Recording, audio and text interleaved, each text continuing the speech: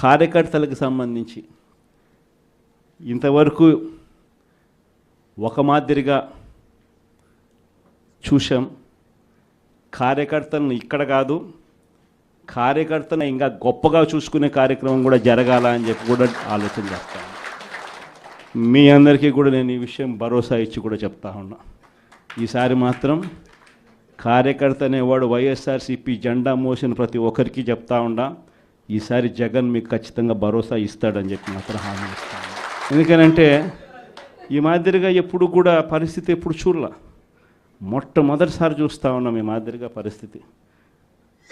వీళ్ళంతకు వీళ్ళే కొడతా ఉన్నారు, వీళ్ళంతకు వీళ్ళే దొంగ కేసులు పెడతా ఉన్నారు, వీళ్ళంతకు వీళ్ళే మ్యానుఫ్యాక్చర్ చేస్తూ ఉన్నారు కేసులు, వీళ్ళంతకు వీళ్ళే విట్నెస్లు మ్యానుఫ్యాక్చర్ చేస్తూ ఉన్నారు, వీళ్ళంతకు వీళ్ళే కేసులు పెడతా ఉన్నారు. ఒక మనిషిని ఏకంగా 10 చోట్లకు తిప్పుతూ ఉన్నారు. శ్రీకాకుళం నుంచి మొదలు పెడితే కర్నూలు దాకా ప్రతి జిల్లాలోనూ 4 రోజులు 3 రోజులు పెట్టుకుంటూ తిప్పుతూ పోతూ ఉన్నారు. ఇది నిజంగా మారాల. ఈ కళ్ళెదుటే కనిపిస్తూ ఉన్న ఈ కార్యక్రమాలు ఇవన్నీ చూస్తూ ఉన్నప్పుడు మాత్రం నిజంగా మీ అందరికీ నేత్రం ఖచ్చితంగా ఈ భరోసా ఇస్తా, ఖచ్చితంగా నేను చెప్తా ఉన్నా ఈ మాటలు.